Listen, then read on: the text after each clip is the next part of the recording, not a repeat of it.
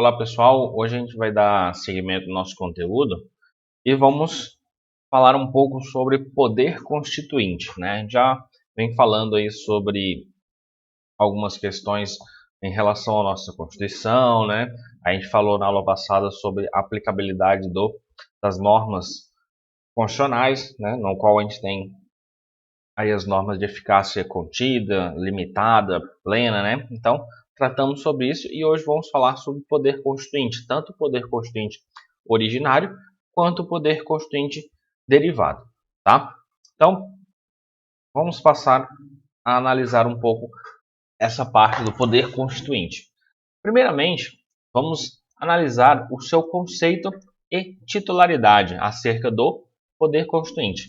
Então, de acordo com Canotilho, o poder constituinte ele se revela sempre como uma questão de poder, de força ou então de autoridade. Então, quando esse poder constituinte ele se revelar, vai ser sempre uma questão de poder, de força ou então de autoridade política que está aí em uma condição de determinada situação concreta para criar, garantir ou então eliminar uma Constituição entendida como lei fundamental de uma comunidade política, né? Então, revendo novamente, né, o poder constituinte ele se revela sempre como uma questão de poder, força, de autoridade política e está em condições de, numa determinada situação concreta, criar, garantir ou eliminar uma Constituição entendida como lei fundamental da comunidade política, né? A gente vai destrinchar melhor, né, esse conceito. É um pouco denso, né, de começo assim, mas quando a gente destrinchar melhor cada ponto dele, a gente vai conseguir compreender mais fácil essa parte do poder constituinte, tá? Então, primeiramente, a titularidade do poder constituinte, né? Quem detém o poder constituinte, né? Quem é o titular do poder constituinte? Aqui, como a gente tem a aposta da doutrina moderna, né? Como a gente tem esse entendimento, então dizemos que a titularidade do poder constituinte pertence ao povo. Tá? Então, ao povo pertence a titularidade do poder constituinte. Né? Então, nesse sentido, né, seguindo essa tendência moderna, o parágrafo único da nossa Constituição, lá no seu artigo 1º, ele estabelece que todo o poder ele emana do povo. Então, temos lá, artigo 1º, parágrafo único. Todo o poder ele emana do povo. Todo o poder ele emana do povo, que exerce por meio de representantes eleitos ou diretamente nos termos desta Constituição. Né? Então, a gente já tem, né, mais essa passagem no qual a gente entra ali na Constituição, na constitucionalização moderna para o neoconstitucionalismo moderno para o neoconstitucionalismo. A gente tem essa mudança, né, no qual o poder constituinte ele pertence ao povo, né? Então esse poder ele pertence ao povo, tá? Então devemos aqui distinguir titularidade, né? Primeiramente, né, devemos distinguir o que é uma titularidade de exercício do poder, tá? Então a titularidade do poder constituinte ela não pode ser confundida com o seu exercício, tá? Ela não pode ser confundida com o seu exercício. Por quê? A gente tem que o titular é quem detém o poder, ainda que eventualmente esse seja exercido por outros agentes. Então a gente acabou de falar que a titularidade, quem é o titular desse poder constituinte? Poder constituinte é o povo. Exercício do poder, né? Exercício do poder, ele vai ser as pessoas, né, que vão estar designadas para a elaboração, vamos colocar aqui, de uma nova Constituição, né? Então, vamos colocar o nosso exemplo da Constituição de 88.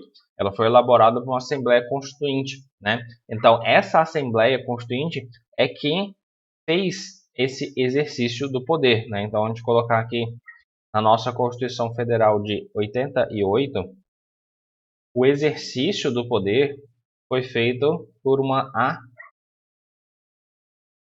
Assembleia Constituinte.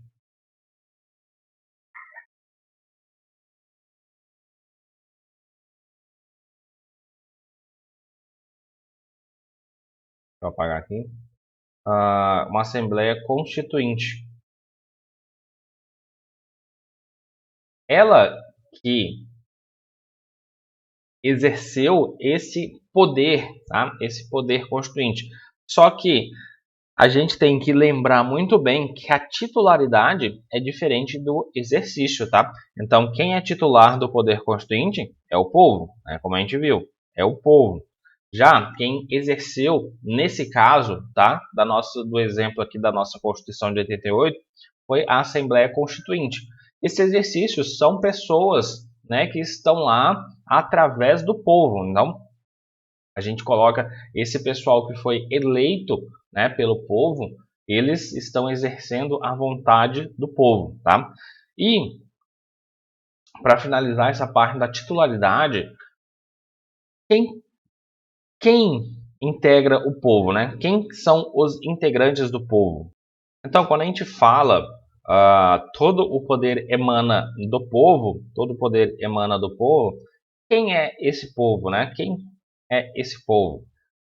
No caso, o povo, aqui para nós, né, do Brasil, a gente tem que, para Temer, né, Michel Temer, ele diz que são aqueles que são inscritos no artigo 12 da nossa Constituição.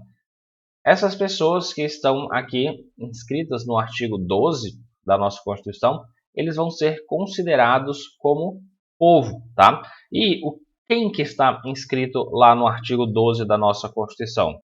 Lá vai estar falando sobre brasileiros natos e também sobre brasileiros naturalizados. Então, o nosso povo, né, para esse critério do todo poder emana do povo, o nosso povo são aqueles que estão inscritos no artigo 12 da Constituição, são os brasileiros natos e naturalizados, tá, pessoal? Aqui a gente não entra com a ideia de estrangeiro, tá? Então, aqui somente quem faz parte do povo brasileiro vão ser os natos e os naturalizados, tá bom? Passando, né, a gente vai ter uma questão que é chamada de hiato constitucional. Essa expressão do hiato constitucional ela foi criada por Ivo Dantas quando, em 1976, ele desenvolveu ali a sua dissertação de mestrado analisando a relação entre o conteúdo do direito legislado, né, a constituição política e a sociedade ou a sua realidade social.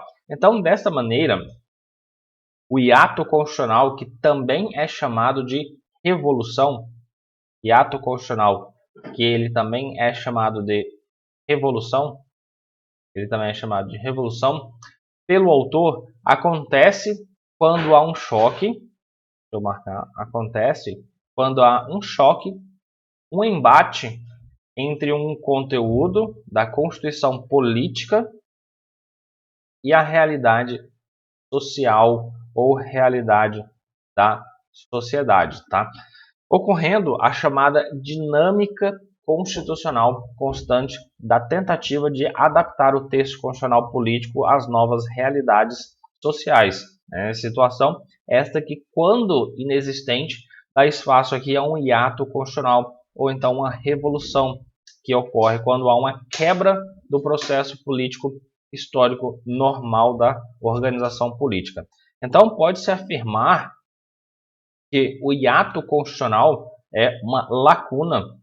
O hiato constitucional ele é uma lacuna, uma interrupção de continuidade e vários fenômenos podem ocorrer a partir daí, que vão ser.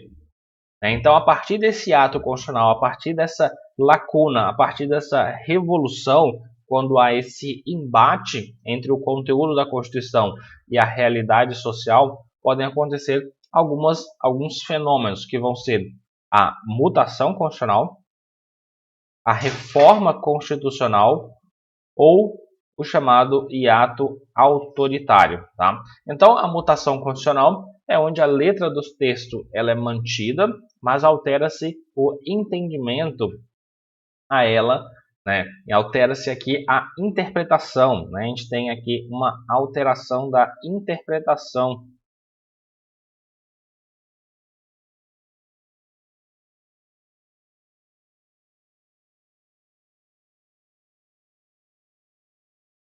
Interpretação da norma, tá? Não vai mudar o texto dentro da Constituição. O texto ele vai continuar intacto, mas o que muda é a ideia, né, por trás daquele texto, né, a sua interpretação, tá? A reforma constitucional, né, é onde por meio do poder constituinte reformador ele utiliza as emendas à Constituição. Então a reforma constitucional aqui a gente vai ter as emendas à Constituição, no qual vai mudar fisicamente, né, a Constituição, tá? Vai mudar materialmente a Constituição, tá? E por último, vamos ter a questão do hiato constitucional, tá? O hiato constitucional, né, ou no caso hiato autoritário, né, ele ocorre quando textos eles buscam aqui suprir o hiato constitucional, mas que por falta de legitimidade eles vão sucumbir abrindo espaço para o autoritarismo. Autoritarismo, exemplo disso a gente tem os atos institucionais, né? A gente tem o ato institucional número 5 aí durante o regime militar, né? Então aqui a gente vai ter o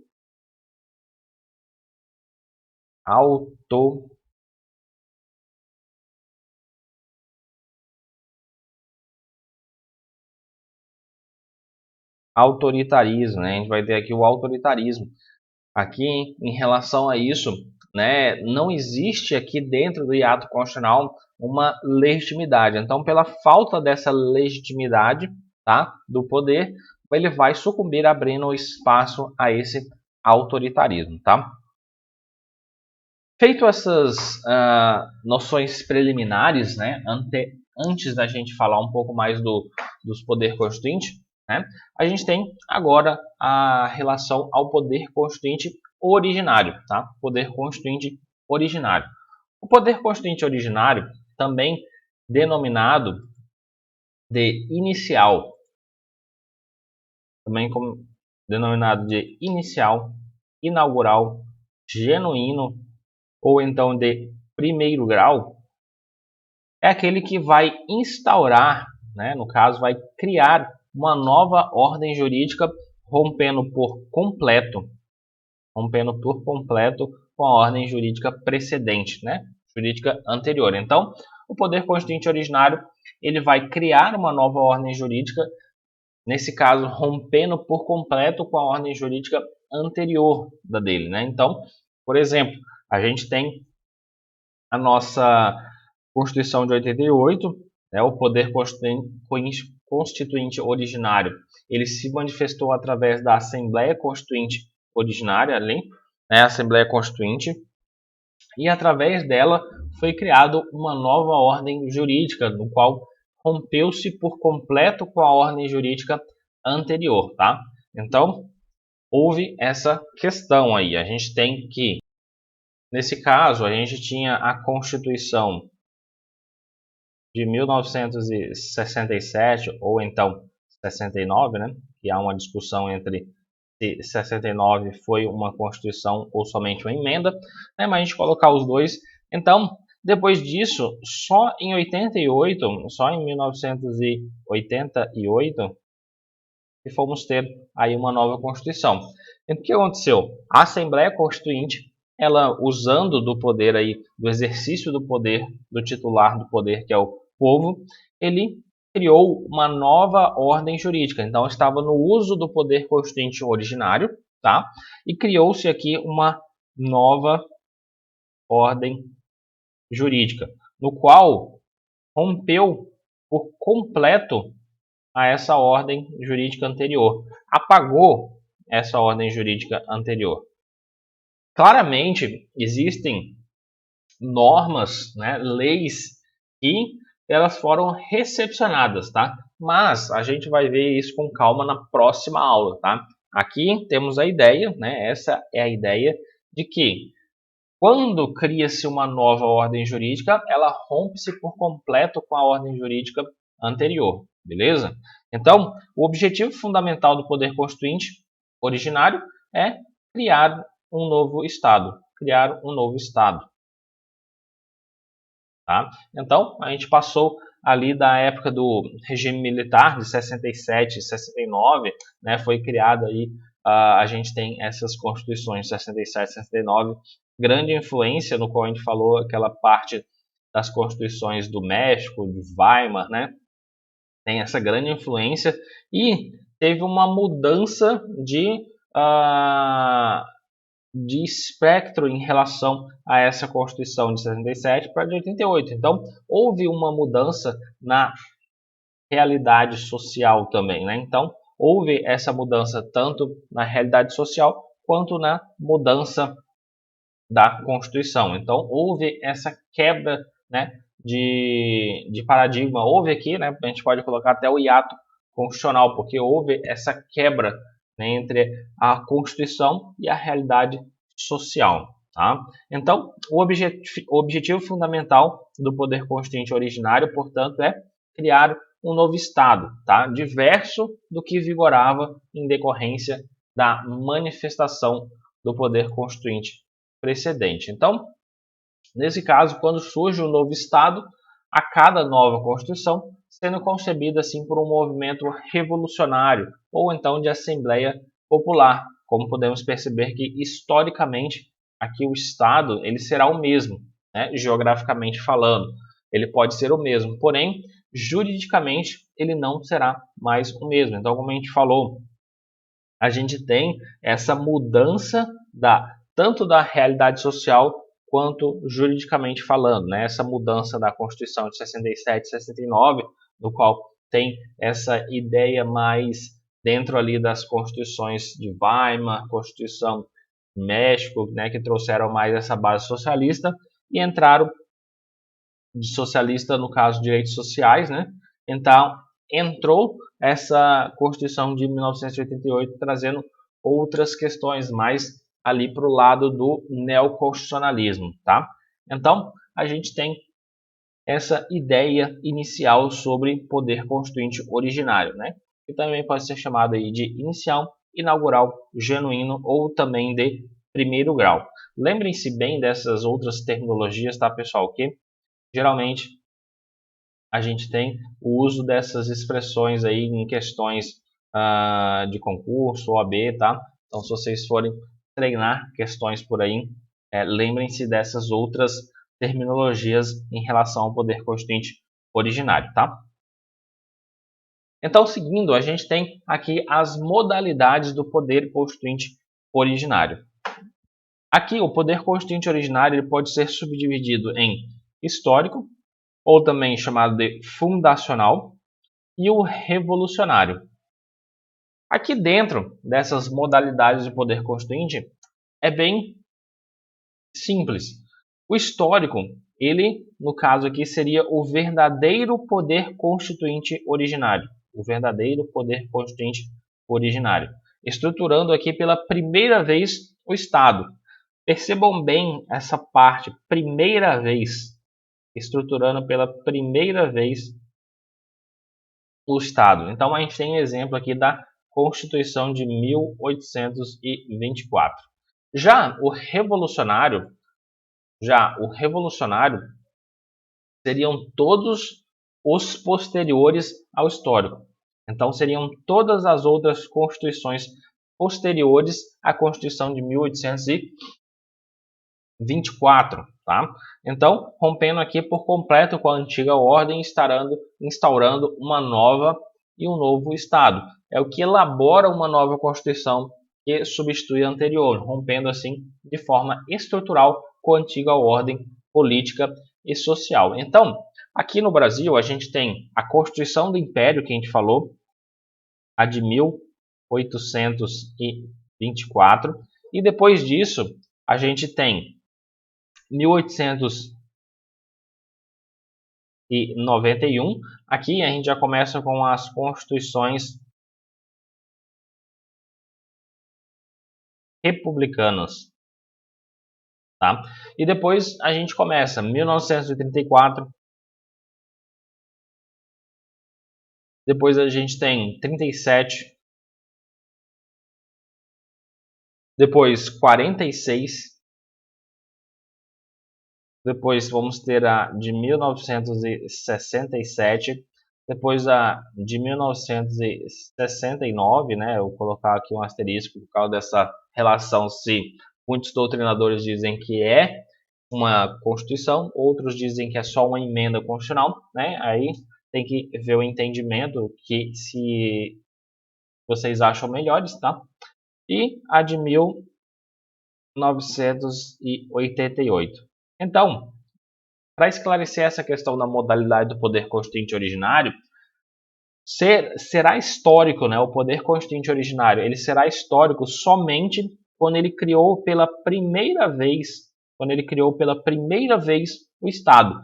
Quando é que ele foi criado pela primeira vez o Estado? Em 1824.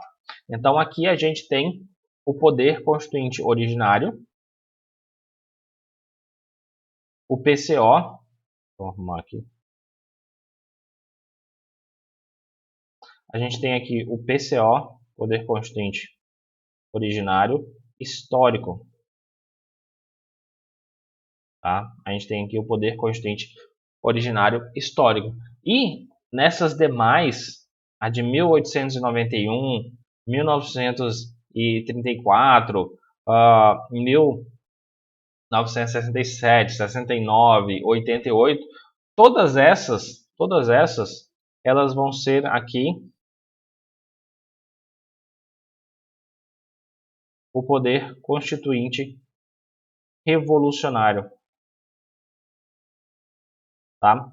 Revolucionário.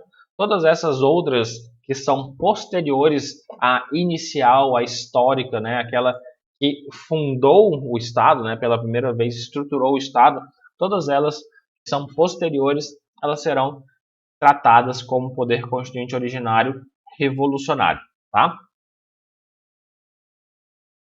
Depois vamos ter as características do poder constituinte originário. Então, o poder constituinte originário, né, o poder constituinte originário, ele vai ser, quer dizer, inicial, autônomo, limitado juridicamente, incondicionado e soberano, né, na tomada de suas decisões, um poder de fato e político e também será permanente.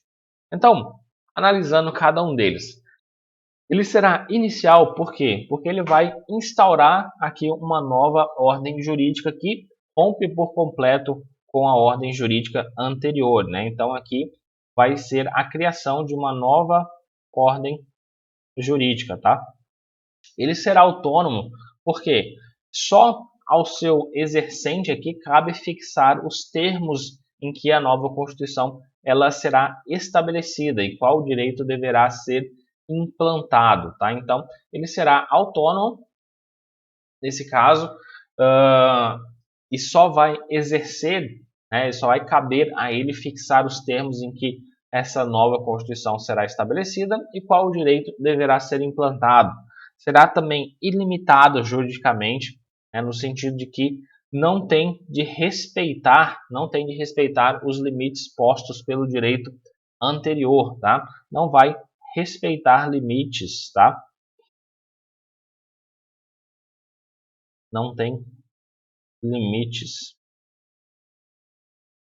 Por exemplo, se a ordem jurídica anterior colocou alguns limites em relação a questões jurídicas, não é necessário que o poder constituinte originário, nesse novo, né, na criação de uma nova ordem jurídica, ele respeite esses limites que foram impostos juridicamente falando, né? Ele é incondicionado e soberano na tomada de suas decisões, não tem que submeter-se a qualquer forma prefixada de manifestação, né? Por exemplo, a gente falou que o poder constituinte aqui do Brasil ele se manifestou da maneira de Assembleia Constituinte. Isso não quer dizer que somente pode se manifestar de forma de Assembleia Constituinte. Ele pode se manifestar de N formas, tá? esse poder constituinte. Tá? Não é necessário que exista uma maneira pré-fixada da sua manifestação. Tá? Então ele pode se manifestar de várias maneiras. Um poder de fato e político também. Então, podendo ser caracterizado como uma energia ou força social. Força social. Tá? Uma força social tendo assim uma natureza pré-jurídica, sendo que por essas características a nova ordem jurídica ele começa com a sua manifestação e não antes dela. E é permanente, né? No caso aqui, ele não se exaure com a elaboração da Constituição. Ele continua presente, né? A gente pode colocar no estado de hibernação, podendo a qualquer momento ser ativado pela vontade sempre soberana do seu titular esse que é o povo. Tá? Porém, né, isso não significa dizer que o poder constituinte originário e permanente ele sairá do estado de sua hibernação a todo e qualquer momento. Até porque isso, nesse caso, instauraria uma insegurança jurídica, né? Fazer essa criação de novas ordens jurídicas o tempo todo, isso geraria uma total insegurança jurídica. Então, para que aconteça dele sair dessa hibernação, é necessário haver um momento constituinte, né? Uma situação tal que justifique e requeira essa quebra abrupta da ordem jurídica. A gente pode lembrar da questão do hiato constitucional. Né? Então, a gente tem essas questões aí. Repassando, a gente tem aqui as características do PCO, né, do Poder Constituinte Originário. Então, eu fiz aqui um organograma para facilitar essa ideia. Então, a gente tem que o poder, as características do Poder Constituinte Originário, a gente tem ele como inicial, porque vai instaurar uma nova ordem jurídica. Ele é autônomo, porque ele determinará a estrutura da nova Constituição, ele não vai se prender às estruturas antigas da Constituição. Ele é ilimitado, né, juridicamente, ele não vai se subordinar a nenhuma ideia jurídica pré-existente, ele é incondicionado, não tem que submeter-se a qualquer forma prefixada de manifestação, né, aquilo que a gente falou da Assembleia Constituinte, né, ele pode se manifestar de outras maneiras, e permanente, ele não se esgota com a edição de uma nova Constituição, ele sempre estará no meio, né, do seu titular, que é o povo. Né? Então, a hora que houver esse momento constituinte, né, que a gente designou aqui como momento constituinte, e houver uma situação que justifique e requeira essa quebra abrupta da ordem jurídica, haverá então aí a vinda do poder constituinte originário. Então, dentro de tudo isso, para a gente passar para a próxima parte, que são as limitações materiais em relação ao poder constituinte, essas limitações materiais, tá? Essas limitações materiais,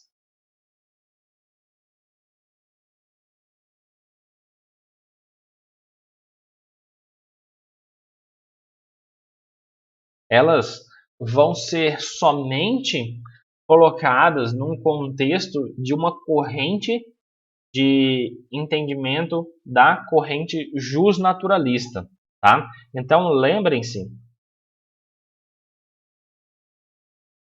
vou colocar aqui, justnaturalistas.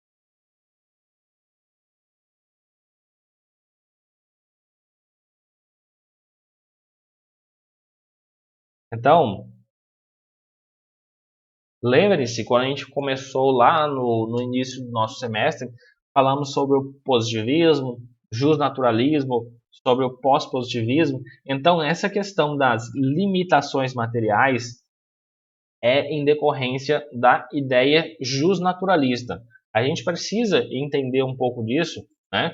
Porque existem questões, né, de prova aí que trazem essas ideias mais focado na parte do justnaturalismo.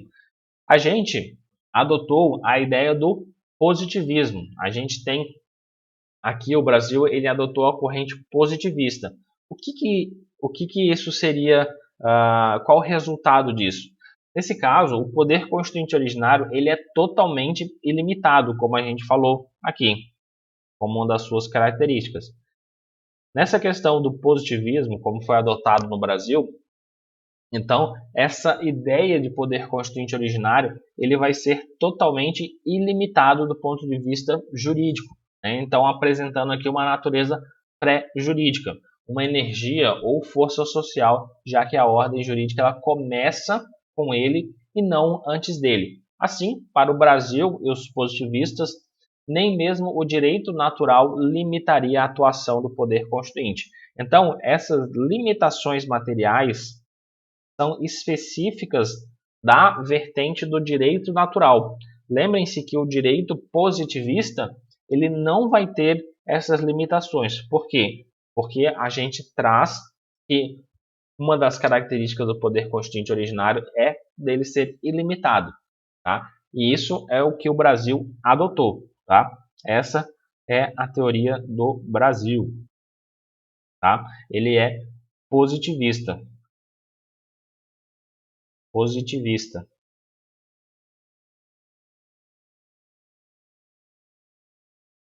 E não um justnaturalista. Só que é necessário que a gente entenda, né, um pouco dessas limitações materiais, porque, como eu disse, quando falar num contexto desse, é necessário que a gente entenda em relação de que existe limitações materiais. O justnaturalismo ele traz essas limitações materiais. A gente lembra de que a gente tem uma constituição baseada dentro do neoconstitucionalismo. E o neoconstitucionalismo ele é meio que um mix, né, uma mistura entre o justnaturalismo e também o positivismo. Então, a gente tem esse ideal dentro aqui da nossa Constituição. Então, é interessante a gente saber essa parte de limitações materiais que são baseadas, né, lembrando aí no justnaturalismo. Então, vamos ver as limitações materiais, tá? Então, aqui a visão positivista do Estado Constituinte originário, ele tem plena liberdade para definir o conteúdo a ser consagrado no texto constitucional. Então, é refutada com base no argumento de que, fora do direito positivo interno, existem limitações materiais a serem observadas. Então, essas limitações elas são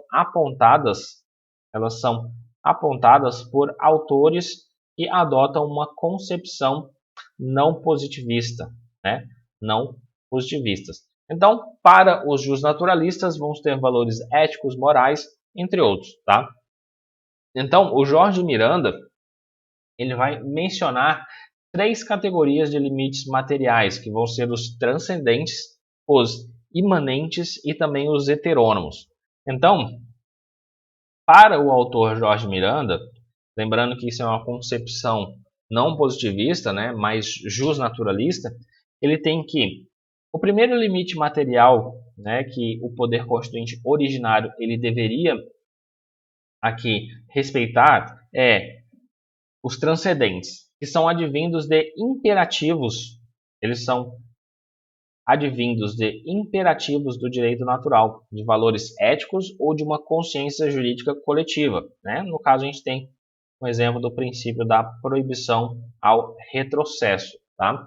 Então, aqui impõe-se a vontade do Estado, demarcando sua esfera de intervenção.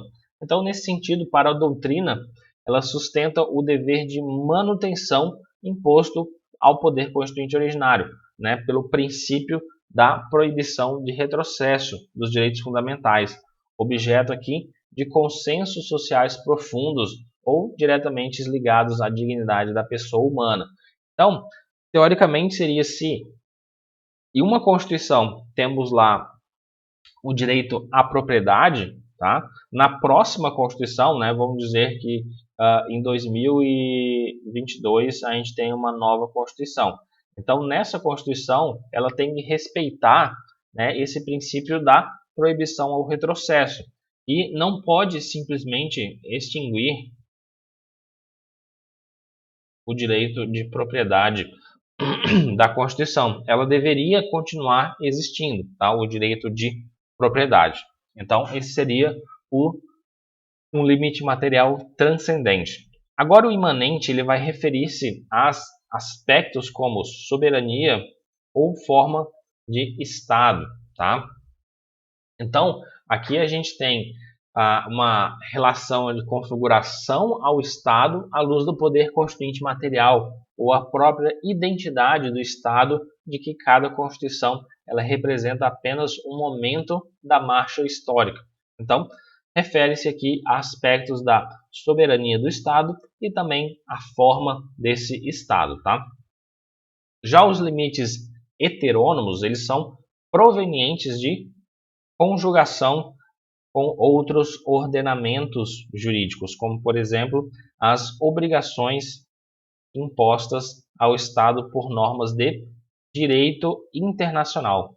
Tá? Então, as heterônomas estariam ligados a essas normas de direito internacional. Nesse caso, a globalização e a crescente preocupação com os direitos humanos são fenômenos que têm contribuído para relativizar a soberania do poder constituinte. Então, sob essa perspectiva, seria vedado às futuras constituições brasileiras a consagrar, por exemplo, a pena de morte para além dos casos de guerra externa, né, que é o único caso que a gente tem aqui para penas de morte. Então, se houvesse uma nova Constituição, ele não poderia adicionar outras situações que caberia pena de morte. Tá? Então, essa vedação também encontra aqui um fundamento junto ao princípio do retrocesso, né? Juntamente com os transcendentes. Né? Então, temos aí, dentro dessa perspectiva das limitações materiais do poder constituinte originário, lembrando que isso é para a corrente justnaturalista, tá? É justnaturalista, a gente tem os transcendentes, advindos aqui de imperativos de direito natural, como valores éticos ou de consciência jurídica coletiva. Vamos ter os imanentes, que referem-se a aspectos como soberania e também ou forma de Estado, e as heterônomas, que vão ser obrigações impostas ao Estado por normas de direito internacional, tá?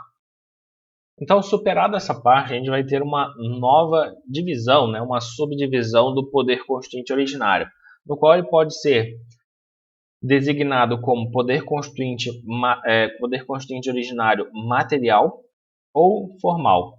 O poder constituinte originário material é a força revolucionária, o momento que provoca a ruptura, com a ordem política e elabora uma nova Constituição. Já o poder constituinte originário formal, o formal é a forma do exercício dessa força, tá? É a forma do exercício dessa força revolucionária. Por exemplo, vamos ter Assembleia Constituinte, decreto presidencial, convenção, entre outras formas, tá? Então, o poder constituinte originário material é a força revolucionária, o momento que vai provocar a ruptura com a ordem política e elaborar aqui uma nova Constituição. Já o poder constituinte originário formal será a forma desse exercício, tá? Dessa força revolucionária, beleza? Então, vamos ter essa diferença entre material e formal. Depois vamos passar para a questão da forma de exercício do poder constituinte originário. Aqui, o poder constituinte originário ele é incondicionado, né, como a gente viu. Portanto, ele não se submete a uma prévia forma para o seu exercício. Tem, pois, aqui uma plena liberdade para definir como será exercido. Como a gente falou aqui no slide anterior, ele pode vir por meio de Assembleia Constituinte, um decreto presidencial, uma convenção, né? Entre outras maneiras, né? Então, ele é incondicionado, tá? Então, aqui, a forma tradicional a forma tradicional, não quer dizer que tem que vir assim, né? Mas a forma tradicional idealizada por Thiers, que é tida como ideal,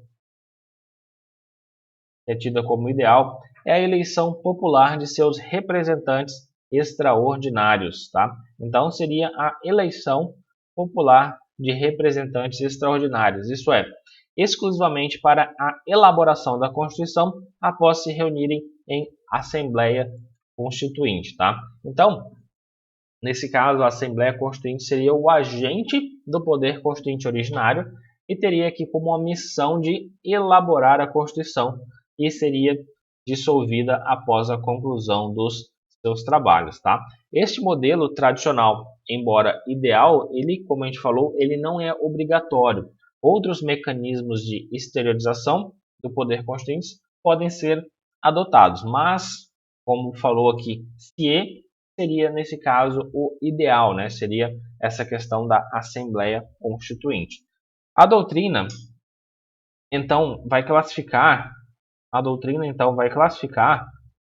esses atos constituintes em atos unilaterais e também em atos bilaterais. Os atos unilaterais vão ser quando a Constituição ela é elaborada por um único órgão. Exemplo, a gente tem aí a Assembleia Constituinte, a imposição de um governante através de um decreto presidencial ou outra coisa similar, entre outros. Já os bilaterais vão ser quando a Constituição ela é elaborada por dois órgãos distintos, tá? Dois órgãos distintos. Exemplo, a gente tem a Constituição dos Estados Unidos. Ela foi elaborada por uma convenção e chancelada pelas assembleias dos estados que se uniram então para compor o novo estado. Então aqui a gente tem dois momentos distintos, né, e dois órgãos distintos, né, elaborando uma Constituição. A Constituição dos Estados Unidos elaborada por uma convenção e também chancelada aí pelas assembleias dos estados, Assembleia dos Estados que se uniram para compor esse novo estado, tá? Então aqui a gente tem essas características em relação ao poder constituinte originário, tá? Aqui a gente tem o poder constituinte originário. Dito isso, vamos passar a ver também a questão do poder constituinte derivado.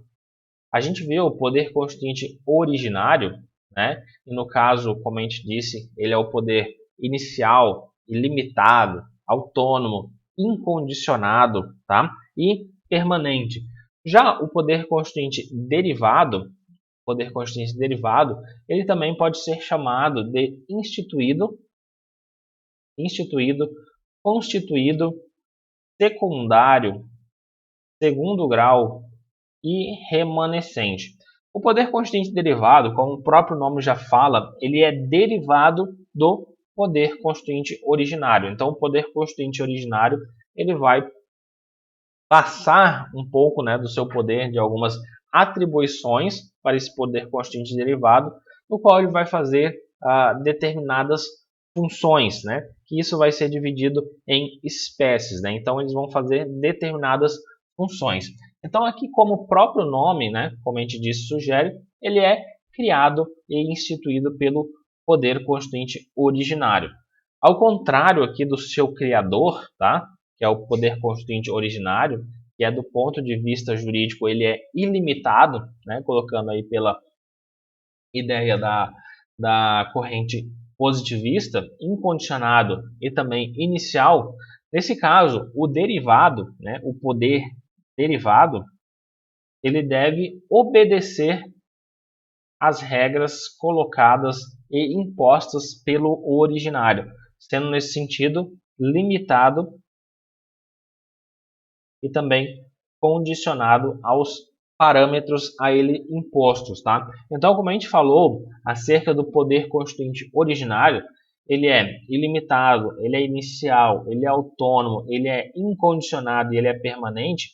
Esse aqui não, né? A gente diz que ele é instituído, constituído, secundário, né? Outras terminologias que remetem a essa a essas características do poder constituinte derivado. Ele vai ser limitado e condicionado, né? Ele vai ter que obedecer regras, né? Essas regras que foram colocadas pelo poder constituinte originário. E o poder constituinte derivado, ele vai se subdividir em 4 espécies, né? Que seriam aí, a gente pode colocar como funções que ele vai exercer. Então, vamos ter o poder constituinte derivado reformador, poder constituinte derivado revisor, o poder constituinte derivado decorrente e o poder constituinte derivado difuso. Então, essas são algumas funções que o poder constituinte derivado ele vai exercer, né? Vamos colocar aí com a delegação e obedecendo aos limites e às regras impostas pelo poder constituinte originário. Então, vamos começar a falar acerca do poder constituinte derivado reformador. Tá? Aqui, o poder constituinte derivado reformador, também chamados por alguns da competência reformadora, ele tem a capacidade de modificar a Constituição. Modificar a Constituição. Né? Ele tem a capacidade de reformar a Constituição Federal por meio de um procedimento específico. Tá? Então, ele vai fazer essa reforma, né, essa modificação da Constituição através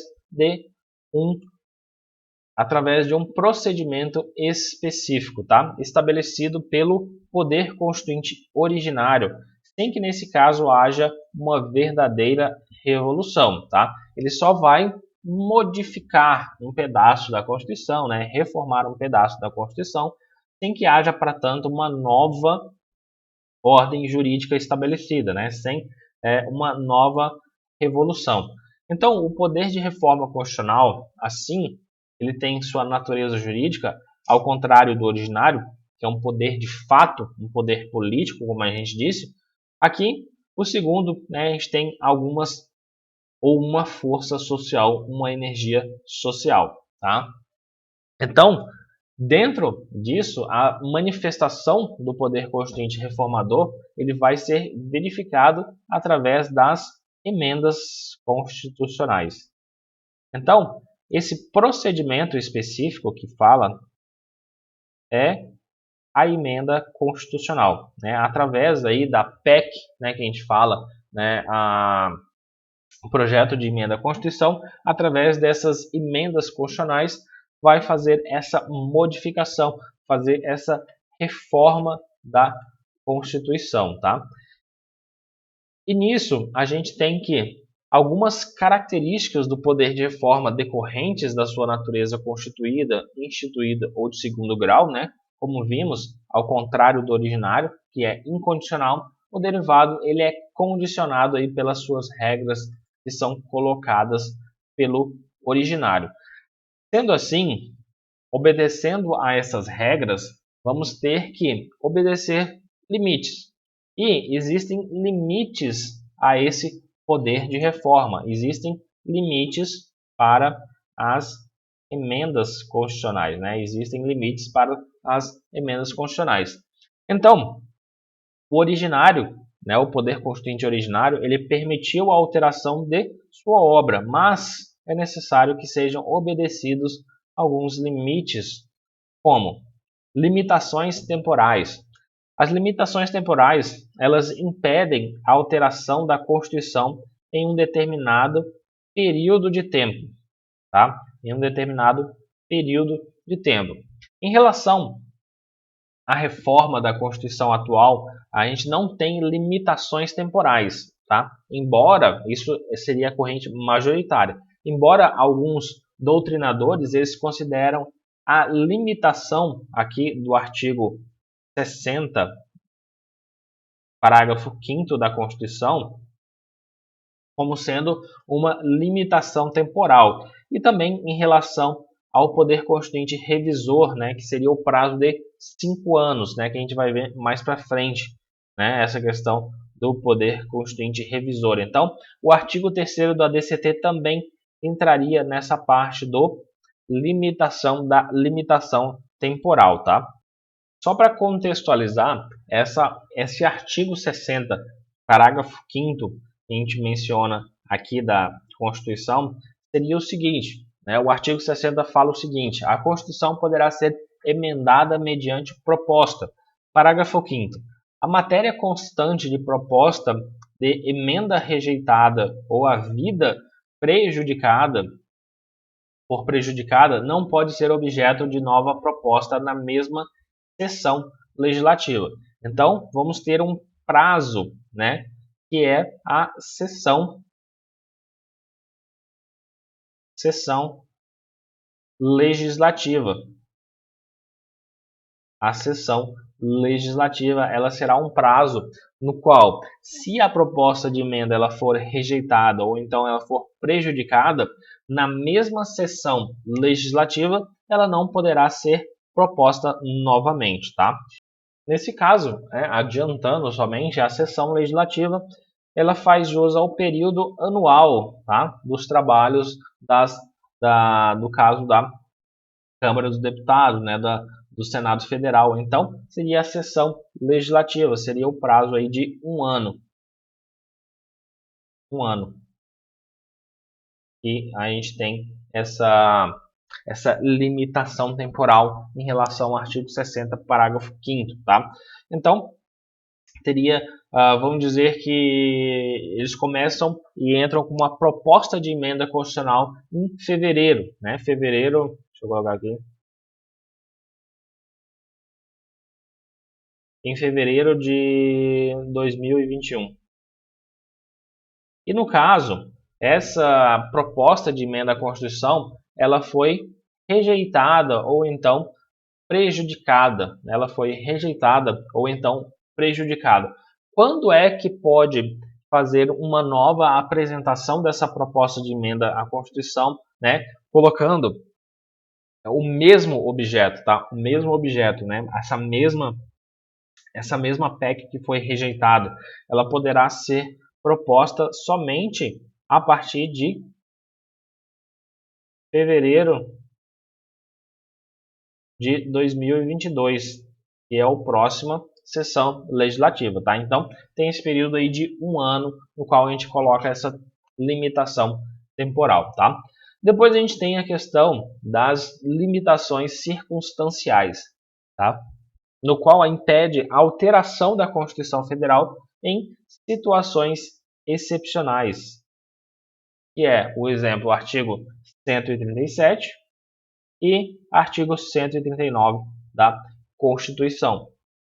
E no caso, aqui é o estado de defesa e o estado de sítio, tá? Então, ela tem essas situações excepcionais nos quais a livre manifestação do poder constituinte esteja ameaçada. Então, dentro dessas situações, né, que são consideradas excepcionais, estado de defesa, estado de sítio, intervenção federal, não pode haver a alteração da Constituição, né? Não pode haver prosseguimento de emendas constitucionais ou propositura de emendas constitucionais enquanto ainda estiver aí os efeitos, né? Estiver sendo os efeitos do estado de defesa, estado de sítio ou também intervenção federal. Depois vamos ter as formais, procedimentais ou processuais. Aqui impõe a observância de determinadas formalidades durante o processo de elaboração das emendas. A gente tem aí como exemplo o artigo 60, inciso 1 a 3, né? No qual vai dizer o seguinte: a gente tem artigo 60 da nossa Constituição. A Constituição ela poderá ser emendada mediante a proposta, inciso 1, de 1/3 no mínimo de membros da Câmara dos Deputados ou do Senado Federal. 2, do presidente da República. E 3, de mais da metade das assembleias legislativas das unidades da federação, manifestando-se cada uma delas pela maioria relativa de seus membros. Então aqui a gente tem uma observância determinada de uma formalidade para que exista esse processo de elaboração das emendas. Aqui, ela só vai poder ser proposta por essas autoridades que são citadas aí do inciso 1 ao inciso 3, tá? Que a gente viu agora, né? 1/3 no mínimo dos membros da Câmara dos Deputados do Senado Federal, do Presidente da República, mais da metade das Assembleias Legislativas, etc. Então só pode ser por isso, não pode por outro método, tá? Então tem que observar essas determinadas formalidades para que haja então a propositura dessa ação, tá? Então, por exemplo, elas não impedem algo diretamente, elas estabelecem formalidades a serem observadas. Ao impor essas formalidades, ela veda qualquer outro tipo de procedimento. E elas podem ser formais, subjetivas, né, que no caso é o que a gente falou agora, que é a questão da iniciativa da proposta de emenda à Constituição, ou podem ser formais objetivas, né, é o processo de discussão e aprovação. Ele é tido como um quórum de 3/5 em 2 turnos de votação. Não existe aqui a sanção ou veto do presidente, tá? E a promulgação e publicação é feita pelas mesas da Câmara dos Deputados e do Senado Federal, tá? Então, ele tem um rito específico, tá? E essa questão das formais subjetivas, que é a questão da iniciativa da PEC, qual a gente falou agora, e também essa parte das formais objetivas, que é a questão da discussão e aprovação. A aprovação tem esse quórum diferenciado, quórum de 3/5, tá? Que é um quórum grande, tá? E tem que ser em 2 turnos de votação em cada casa, né? Tem que ser tanto na Câmara dos Deputados e no Senado Federal, tá? Então tem que ser aprovado em 2 turnos de votação. Então, esses são os limites formais, procedimentais ou então processuais, tá? Depois, vamos ter, faltou colocar, os limites materiais, né? Deixa eu colocar aqui. Limitações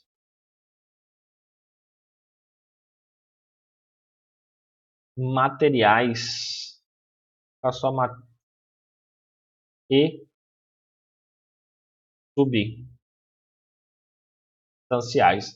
Então, essa questão das limitações materiais e substanciais, elas vão impedir a alteração de determinados conteúdos da Constituição. Aqui a gente tem as cláusulas pétreas. Cláusulas pétreas.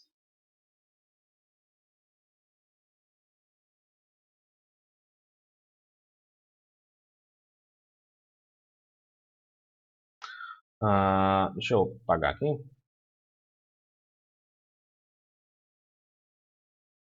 Cláusulas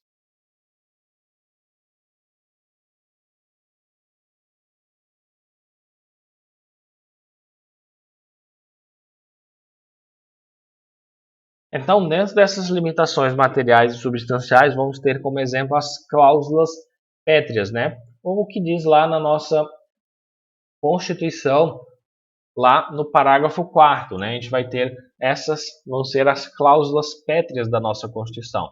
Vai dizer o seguinte, artigo 60, a Constituição poderá ser emendada mediante proposta. Parágrafo 4º, não será objeto de deliberação de proposta de emenda tendente a abolir. Inciso 1, a forma federativa do Estado. 2, voto direto, secreto, universal e periódico. 3, separação dos poderes. E 4, os direitos e garantias individuais. Essas são as limitações materiais e substanciais em relação às emendas constitucionais. Depois a gente tem o poder constituinte revisor. Tá? O poder constituinte revisor. Aqui, a revisão é uma via extraordinária de alteração constitucional. Tá? De alteração constitucional. Ao passo que a reforma seria a via ordinária. É o que a gente acabou de falar da reforma, né? Poder Constituinte reformador.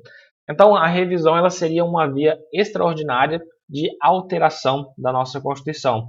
Está lá no artigo 3º do ADCT. Então, o artigo 3º do ADCT ele vai falar o seguinte, né? O ADCT, o ato das disposições constitucionais transitórias, ele vem depois da Constituição, né? terminando ali os artigos da Constituição, começa o ADCT. E, como a gente falou nas aulas passadas, ele ajuda, né, nessa transição entre uma ordem jurídica nova e a antiga, né, entre essa saída de uma ordem jurídica para outra. Então, o artigo 3º ele vai dizer o seguinte: a revisão constitucional ela será realizada após 5 anos contados da promulgação da Constituição pelo voto da maioria absoluta dos membros do Congresso Nacional em sessão unicameral. Né? Então, sessão unicameral junta tanto o Senado Federal como a Câmara dos Deputados e faz uma sessão unicameral Congresso Nacional inteiro. Então, a gente tem que, como a gente viu aqui, a revisão constitucional ela será realizada após 5 anos, contados da promulgação da Constituição pelo voto da maioria absoluta dos membros do Congresso Nacional em sessão unicameral, tá? Então, aqui vejam, né, que votavam todos juntos, tá? Não havia votos de senadores e deputados, existiam votos dos congressistas, precisando da maioria de 594. Já ocorreu esse feito,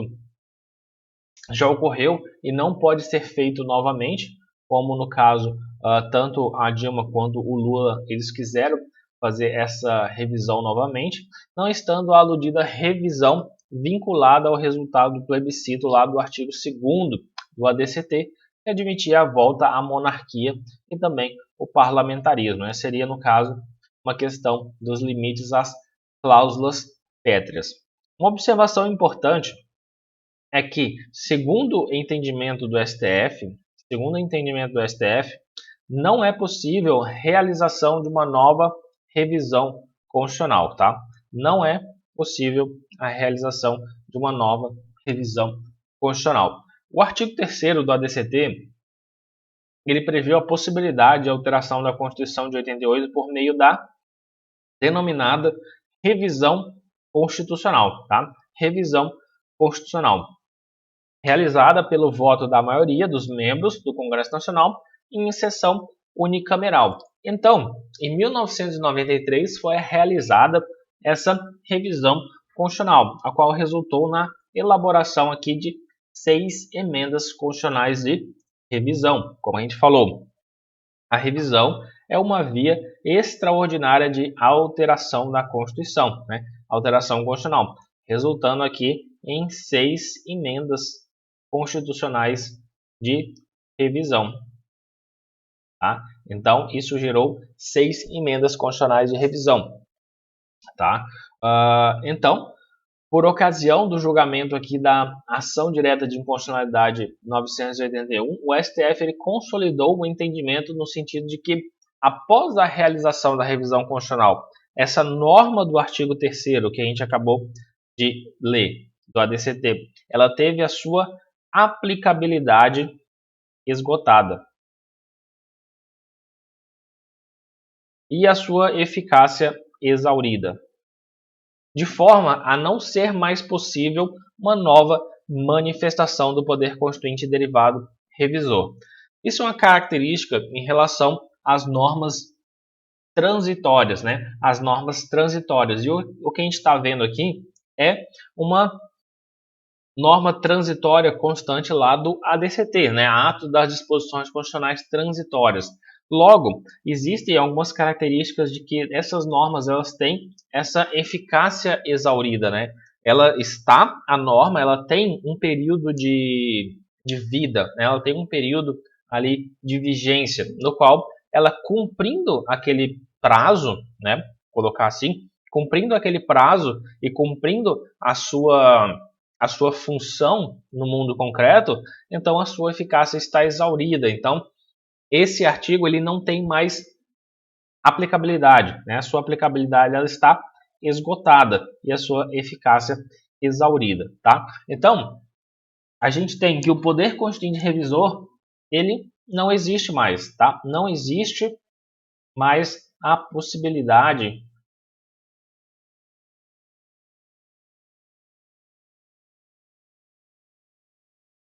não existe mais a possibilidade de existir uma revisão, tá, da Constituição no Brasil. Então, a gente tem que essa norma que caracteriza o poder constituinte revisor, que é o artigo 3º do ADCT, ele teve sua aplicabilidade esgotada e a sua eficácia exaurida, tá? Então, seguindo, a gente tem o poder constituinte derivado decorrente. Aqui no poder constituinte derivado decorrente, ele é atribuído aos Estados-membros de elaborarem suas próprias constituições. Então, aqui é atribuído essa capacidade dos Estados-membros deles elaborarem as suas próprias constituições. Então, esse nome decorrente, né, ele vai decorrer, né, do próprio poder constituinte originário, no qual ele passa um pouco do seu poder, tá? Um pouco do seu poder para que os Estados-membros eles elaborem as suas próprias constituições. A mesma coisa, né, a gente tem com os municípios, tá?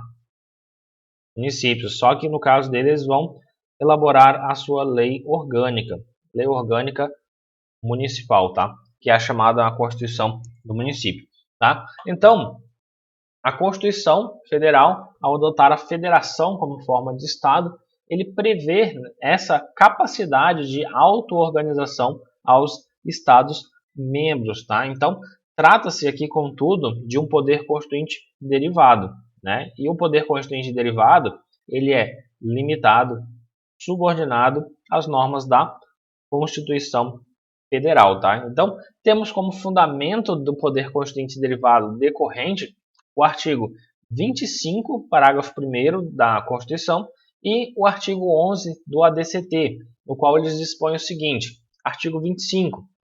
Os Estados organizam-se e regem-se pelas constituições e leis que adotarem, observados os princípios desta Constituição. Parágrafo 1º. São reservados aos Estados as competências que lhes sejam vedadas por essa Constituição. Já o artigo 11 do ADCT fala o seguinte: cada Assembleia Legislativa com poderes constituintes, ele elaborará a Constituição do Estado no prazo de 1 ano, contado da promulgação da Constituição Federal, obedecidos os princípios desta, tá? E parágrafo único, promulgada a Constituição, parágrafo único do artigo 11 do ADCT, promulgada a Constituição do Estado, caberá à Câmara Municipal, no prazo de 6 meses, votar a lei orgânica respectiva em 2 turnos de discussão e votação, respeitado o disposto na Constituição Federal e também na Constituição Estadual. Então, vamos ter o seguinte, que os municípios, a Constituição Federal de 88, ela fortaleceu os municípios, considerando-os aqui os entes integrantes da federação, ao lado da União, Estados-membros e também do Distrito Federal. Tá? Antes de 88, os municípios não tinham esse poder, né, que tem agora. Né? Eles não integravam, eles não eram integrantes da federação. Tá? Então, os municípios, através de suas leis orgânicas, eles também vão gozar dessa capacidade de auto-organização. Tá? Então, com efeito, vai dispor ali o artigo 29, caput da Constituição Federal, que vai dizer o seguinte, basicamente a mesma coisa que falamos, né, lá do artigo 11, parágrafo único do ADCT. Então, a gente tem artigo 29, caput da Constituição. O município reger-se-á por lei orgânica, votado em 2 turnos, com interstício mínimo de 10 dias e aprovado por 2/3 dos membros da Câmara Municipal, que a promulgará, atendidos aqui os princípios estabelecidos nesta Constituição, na Constituição do respectivo Estado. Tá? Então, lembrem-se que a gente tem a nossa pirâmide, né? Então a gente pode fazer uma pirâmide em relação a essa questão da Constituição. E no topo da pirâmide a gente tem a Constituição Federal. Depois a gente tem as constituições estaduais. E por último, as leis orgânicas municipais. Então, cada uma delas, né, como a gente disse, da norma fundante, ela tira, né, a sua norma de validade, né, o fundamento da lei anterior, né, a lei acima dela. Então, a Constituição do Estado tira o fundamento da Constituição Federal e a lei orgânica municipal tanto tira da estadual quanto da federal, né? Então, ela vai ter que obedecer, né, a lei orgânica municipal, ela tanto vai ter que obedecer à lei estadual quanto à Constituição Federal, né? Ela vai ter que estar aí em sintonia com essas duas. A Constituição Estadual vai ter que estar em sintonia, né, em harmonia com a Constituição Federal, tá? Só uma observação em relação aos municípios, tá? Que antes da Constituição de 88, as leis orgânicas municipais elas eram elaboradas pelos Estados-membros, salvo aqui alguns municípios do Rio Grande do Sul, que naquela época já adotavam a tese que era minoritária, que incluía os municípios como entes da federação, conferindo-lhes aqui autonomia em vez de subordinação aos Estados-membros. Então, como a gente falou, né, a Constituição de 88, eles passaram, né, a integrar a federação e começaram então aí a gozar dessa autonomia administrativa e financeira, não sendo mais subordinados aos seus estados membros, tá? E como a gente falou, existem algumas restrições em relação ao poder constituinte derivado decorrente, tá? E dentro desses limites vão ter os seguintes, que vão ser os princípios de simetria, princípios constitucionais estabelecidos e os princípios constitucionais sensíveis. Então, o poder constituinte derivado decorrente, ele está subordinado à Constituição Federal, que vai lhe impor esses limites, no qual a doutrina vai classificar nesse sentido, tá? Então, antes disso, né, é interessante a gente falar um pouco sobre esse princípio da simetria, no que vai dizer a questão das constituições estaduais, no qual elas devem observar o modelo estabelecido pelos princípios da Constituição Federal, tá? Há algumas normas de observância obrigatória. Então, tem normas que vão ser de observância obrigatória, né, e reprodução obrigatória, né, também, né, observância obrigatória e reprodução obrigatória, que as constituições estaduais vão ter que reproduzir essas normas nas suas constituições. A exemplo disso são os princípios básicos do processo legislativo, que vão estar lá no artigo 61, parágrafo 1º da nossa Constituição. Então, o professor Wade Bullos, ele estabelece como limites à manifestação do poder constituinte derivado decorrente os princípios constitucionais sensíveis, os princípios constitucionais estabelecidos, né, que são os organizatórios, e também os princípios constitucionais extensíveis, tá? Então, primeiramente, a gente tem os princípios constitucionais estabelecidos. Aqui, eles limitam, né, eles vedam ou proíbem a ação indiscriminada do poder constituinte decorrente. A exemplo disso, a gente tem os estados não podem dispor sobre matérias que constituem competência da União, competência privativa da União. Então, a gente vai estudar mais para frente, no qual existem distribuição de competências, né, entre União, entre estados, município, Distrito Federal, né, e cada um deles tem as suas competências. Nesse caso, a gente trabalha também aí com competências concorrentes, né, e também competências que são privativas da cada um desses entes políticos, tá? E dentro dessa competência privativa, um outro ente não pode trazer para si essas competências privativas do ente político, tá? Então, um Estado ele não pode usurpar essas competências privativas da União, tá? Então, estaria incorrendo dentro dessa questão dos princípios constitucionais estabelecidos, tá? Já os princípios constitucionais sensíveis, eles consubstanciam regras de organização da União, cuja aplicação se estende aos estados, por força de regra expressa do princípio da simetria, tá? Princípio da simetria. Um exemplo disso seriam as normas relativas à organização do Tribunal de Contas da União, que são regras básicas atinentes ao processo legislativo federal, tá? Depois vamos ter os princípios constitucionais extensíveis, tá? Aqui a expressão sensível, ela remete àquilo que é facilmente percebido pelos sentidos, tá? Claro, manifesto, sendo, portanto, princípios sensíveis àqueles incontestavelmente apontados na Constituição, expressos em seu texto. Aqueles cuja violação ela acarreta a intervenção da União, dos Estados e Distrito Federal, tá? Então, aqui a gente tem como exemplo o artigo 34 da nossa Constituição. Artigo 34 da nossa Constituição, que prevê hipóteses em que a União ela pode intervir no Estado e no Distrito Federal. Uma observação em referência a essa questão, né, a referida intervenção federal, ela depende da propositura da ação direta de inconstitucionalidade interventiva, tá? Inconstitucionalidade interventiva perante o STF. O Procurador-Geral da República é o único legitimado aqui para formular essa representação ao STF, cuja natureza é de verdadeira e autêntica ação judicial, né? Então, ele não pode simplesmente pegar e decretar ali intervenção federal, né? Essa intervenção federal, ela depende da propositura de ação de inconstitucionalidade interventiva perante o STF.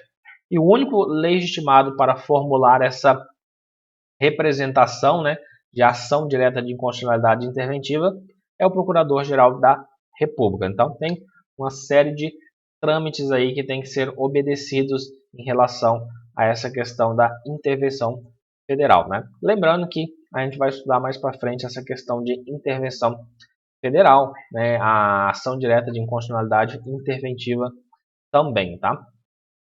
E por último, a gente tem a questão do poder constituinte derivado difuso, tá? Aqui é diferente do poder constituinte derivado reformador e revisor, pois estes, né, que a gente falou, o reformador e o revisor, eles são mecanismos formais de alteração do texto constitucional, enquanto aqui o poder constituinte derivado difuso, ele é um mecanismo informal. Ele será um mecanismo informal de alteração da Constituição, pois nesse caso ele não vai alterar o texto, mas apenas a sua interpretação, tá? As modificações pelo poder difuso são de ordem interpretativa, não há alteração formal no texto da Constituição, tá? Não há alteração formal, não há alteração física da Constituição. O exemplo disso, a gente tem a mutação constitucional, tá? Então, não há essa alteração no texto da Constituição, tá? Pois ele é um poder não escrito e difuso, né? Pois ele não se sabe ao certo quando e como se iniciou aqui o processo nessa transformação hermenêutica. Então, a gente tem o exemplo dessa mutação constitucional. A gente já citou alguns exemplos, né? A gente falou um pouquinho sobre essa mutação constitucional mais lá atrás nas aulas passadas, tá, pessoal? Então, só para a gente fechar, né, isso tudo aqui do poder constituinte derivado, eu fiz aqui um esquema, né, para a gente lembrar todos esses poderes constituintes derivados e algumas observações em relação a isso. A gente tem o primeiro, a gente tem o poder constituinte derivado reformador, né, reformador, que seria a capacidade de reformar a Constituição, né, alterar a Constituição por meio de um procedimento específico, tá? Ele manifesta-se através da emenda constitucional, tá? E ele vai ter que obedecer alguns limites, que vão ser os limites temporais, circunstanciais, formais e materiais. Então, a gente tem os temporais, não existe atualmente, mas alguns doutrinadores consideram o artigo 60, parágrafo 5º, e também o poder revisor, tá? Então, tudo isso que a gente viu até agora. As circunstanciais, que são estado de defesa, estado de sítio e intervenção federal. As formais procedimentais ou processuais são as observâncias das formalidades na elaboração de uma PEC, né? Aqui a gente tem aquela questão de iniciativa, né? O quórum diferenciado, né? Tudo isso entra dentro dessa parte. E as materiais e substanciais que vão ser as cláusulas pétreas, tá? E eu coloquei também aqui quem pode propor a PEC, né? Quem são as pessoas ou as autoridades que vão poder propor a PEC, né? E está lá no artigo 5º, no artigo 60, né? Inciso de 1 a 3, vai dizer 1/3 no mínimo dos membros da Câmara dos Deputados e do Senado Federal, presidente da República, mais da metade, né? Lembrem-se aqui, é mais da metade das Assembleias Legislativas das unidades da Federação, manifestando-se cada uma delas pela maioria relativa dos seus membros. Já o poder constituinte derivado revisor é a revisão da Constituição Federal que houve lá em 1993 por força do artigo 3º do ADCT. E o STF ele diz que não é possível uma nova revisão constitucional, já que o artigo 3º do ADCT ele teve a sua aplicabilidade esgotada e a sua eficácia exaurida. Então, não há mais manifestação do poder revisor, tá? Depois vamos ter o decorrente, tá? Poder constituinte derivado decorrente, que vai ser aquele no qual é atribuído aos Estados-membros de elaborarem suas próprias constituições, né? O mesmo se aplica também aos municípios e às suas leis orgânicas. E a gente também tem alguns limites em relação a isso. Os limites vão ser os princípios constitucionais estabelecidos, sensíveis e também os extensíveis. E, por último, o poder constituinte derivado difuso, que é um mecanismo informal de alteração da Constituição, pois não altera aqui o texto, mas somente a sua interpretação, né? E é considerada chamada mutação constitucional, tá, pessoal? Então a gente tem um resumo, né, praticamente aqui, um organograma de tudo isso que a gente falou em relação ao poder constituinte derivado, tá? Bom, pessoal, por hoje a gente fica por aqui, né, na nossa aula de poder constituinte. A gente falou basicamente sobre tudo em relação ao poder constituinte originário e também ao poder constituinte derivado, tá? Se tiverem alguma dúvida em relação a isso, né, eu vou deixar, como sempre, ali no AVA uma parte de fórum de dúvidas. Se tiverem alguma pergunta, podem colocar lá que eu vou estar respondendo o mais breve possível, tá, pessoal? Uma boa semana para todos, bons estudos e até a próxima aula.